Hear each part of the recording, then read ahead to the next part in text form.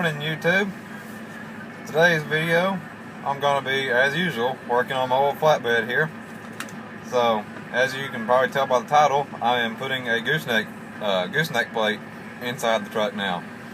So, the story behind this is, bought the truck, only had the bumper hitch, or frame-mounted bumper hitch, for towing bumper trailers, stuff like that.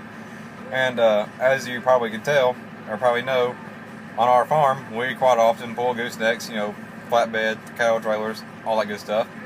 And so I decided, this truck needs, or it will be pulling the gooseneck trailers, so it needs a gooseneck plate inside there.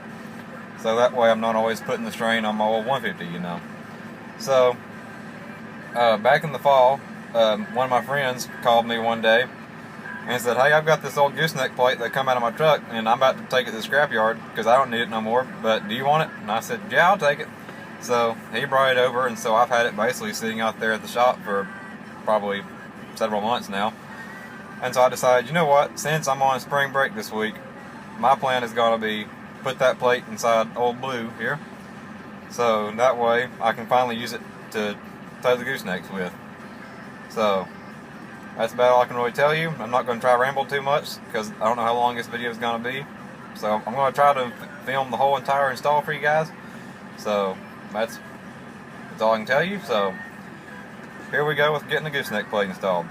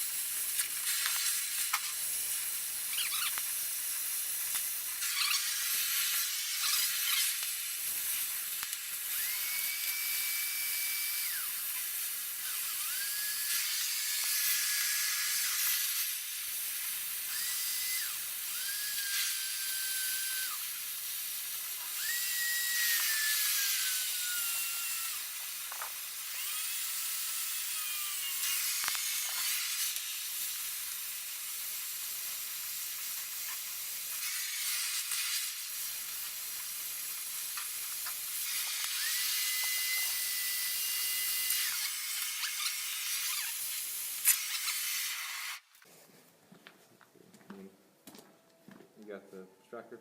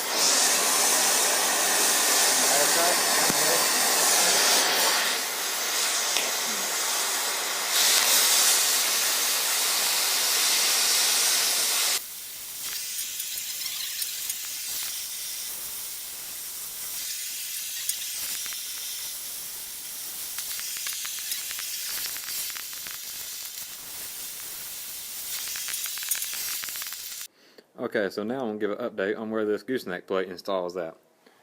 So we've got the holes all torched out and bored out, you know, and all that stuff, and got the plate set inside of here. And so what it's going to be doing is, I don't know how well you can see it or not, but so what we had to do was had to take 8 inches off the back and 3 inches off each side of the plate, and then as you can see right here, we've set it. I set it inside there, and we've got the shims set up on it, how it's going to sit and hold it level inside there, and probably going to put a couple more under it right there just to play it safe. And I've got some more metal laying around here. I'm probably going to stick up underneath there. But the plate itself is actually 3/8 plate, so it's pretty thick. And so this is sitting, I think, I don't remember the exact measurement. I think it was like just a little over 4 foot sitting inside of here, because this is a 4x8 diamond plate right here. So I think it's 4'6" from the back of the truck right here, and that still measures out on my gooseneck right there with plenty of room for the ball to sit. And so let me give you all a climb up here real quick and kind of show you how the ball is going to be sitting inside of here. So here's the ball.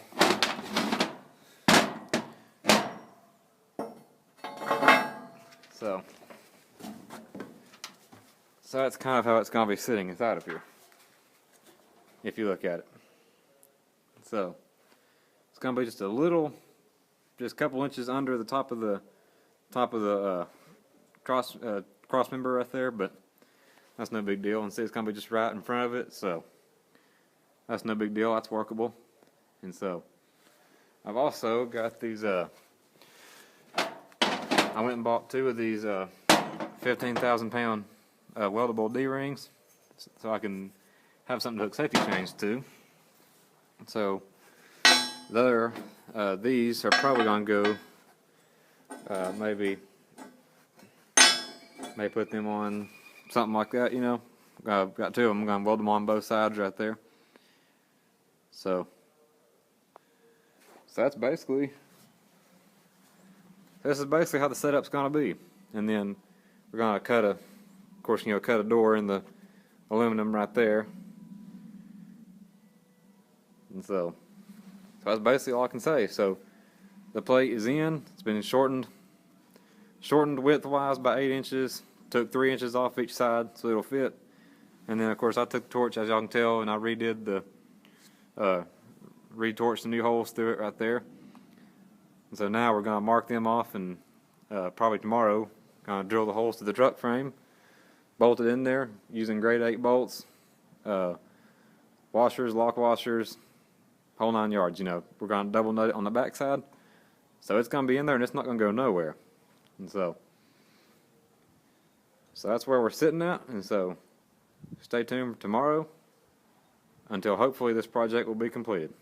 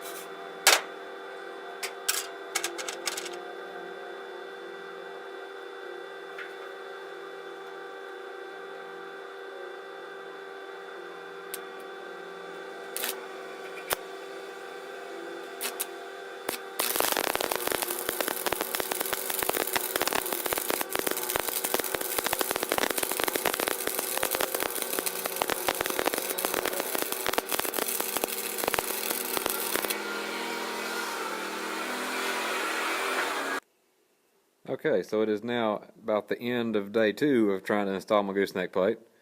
So let me show you all where we're at now. So as you can see, or as I did earlier today, I got the D-rings welded on, and so they're in place, ready to go.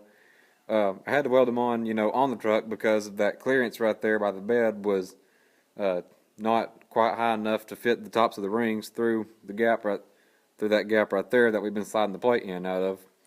So I had to do that with them on, or weld them on the truck, I mean. And so right now we're in the process of drilling the holes for it. And so you can see I've got these 3 right here drilled, ready to go. I've got the one in the middle right there ready to go. I'm working on these 2 on here. The back one is going to be a little bit tricky because we messed up on the hole of the plate, and it's a little bit underneath the channel iron right there. But I can probably come back tomorrow and take the torch and probably just, not wallow it out, but take the bolt hole on the plate and just kind of angle it back toward me a little bit more, and that'll be good, And we went today and bought the bolts for it. 3.5 inch long, 3.5 inch long by 3/4 grade 8 bolt.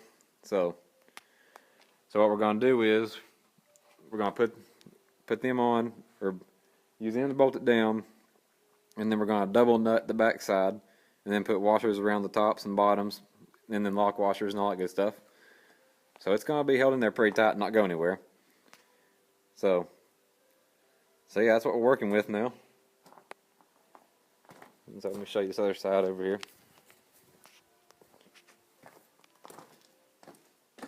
So there you can get a better glimpse of the bolts right there, how they're all sitting.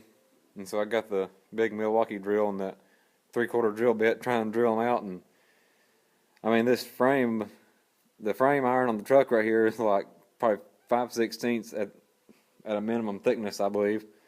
So it takes a little while to drill through, but we're getting through slowly but surely. And then also we got these shims right there we're going to put in underneath the plate to help level it up a little bit after we get the holes drilled and everything in. And so yeah, that's what we're dealing with. And so the holes might messed up a little bit. You can't really tell it down there, but it's probably going to be slightly off square, but I mean it's probably not even a 1/4 inch, or maybe like 3/16 max, maybe something like that. I mean it's not really too big, and it's not enough to really worry us and everything. Because I mean that big of a drill bit, and then plus trying to do it on this frame, try to start drilling the hole for it, and the bit just starts trying to walk down that frame, So it's, of course, we did make a pilot hole while we were with the plate still in place right here, and then made the pilot hole, then slid the plate back out of the way and drilled the rest of the way through. But I mean it works, so it's not going to make no big difference. And so that's about all I can say. So stay tuned tomorrow until hopefully we'll have this thing bolted down and have the ball put back in it, and then just for fun I'm probably going to hook it to my gooseneck right here. Maybe take it around the block one time, see how it rides. So stay tuned for tomorrow.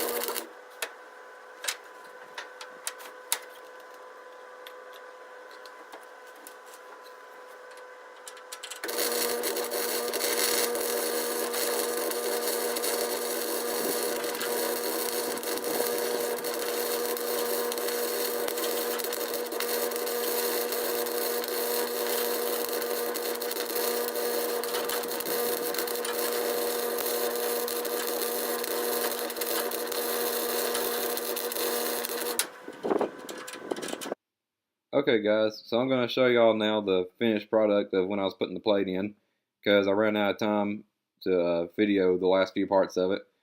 So this is basically what the finished product looks like once we put the metal back on the bed. And so, nothing fancy about it. It's just a standard hole in the bed and got the plate down inside there. And so, nothing really fancy to say about that one and everything. And so as you can see, this next picture right here, we were worried about the clearance between the neck of the gooseneck and the ball right there, like where the ball was sitting as compared to that cross member right there. But the clearance is fine. There was still like 2 inches of clearance left right there, and because we were worried about like if the truck got into too steep of an angle, it'd be hitting and everything, like it hit the cross member. But it's not going to do that because the truck right there was already sitting at a pretty good little rise, so it's not going to hurt anything. And so as you can see also, I did get a wiring harness put inside there, so I've got lights and brakes on the trailer now. So all I did was just took a standard 4-way wiring harness and spliced that into the existing wiring harness down on the other plug on the truck down there, and then tapped into the brake line also. And so, nothing's fancy on that, just typical splicing wires in everywhere, got lights. And so as you can see, there's another angle of the truck looking at the way the clearance is going to be on it right there. So, the truck's got a pretty good sized bed, but I mean, the clearance is all going to work out just fine on there and all that stuff, and nothing to worry about anywhere. And we measured it out, and so even when I get into a sharp turn, it's all going to fit just right, and we'll have, a few inches of spare on each side. And so right there, that's just another view of the angle. And so, but basically, that's about all I'm going to tell you. I mean, it took us longer than we expected to really do this project, but then again, when you're going to be doing something like that, you'll want to at least give yourself a few days for it. I mean, we started this project on a Tuesday, and I took these pictures on that Friday night, so, we worked for a pretty good while on it. And then, of course, I was looking forward to getting to use the truck to pull the trailer with, and unfortunately, that took on a Friday. And that Monday, the transmission decided to blow up in the truck. So right now, the truck is still at the shop and everything, getting that rebuilt. But, no big deal. So I'll just use it whenever I can, whenever I get it out of the shop. And I'll make a video towing with it and show y'all how good it pulls and all that stuff. And, I'm excited to use that gooseneck now because I've really been needing one for a while now. And so finally got one. And so that's about all I can tell you for this video. I'm going to go ahead and wrap it up here so that way the video is not too terribly long and I don't bore y'all to death. And so, like I always say, if you want to, you can comment, rate, and subscribe for more on this. And also, don't forget, you can follow my Instagram. And my name is going to be put up in the video, and I'm going to put it down in the description somewhere also. So, until my next adventure, guys, I will see y'all next time.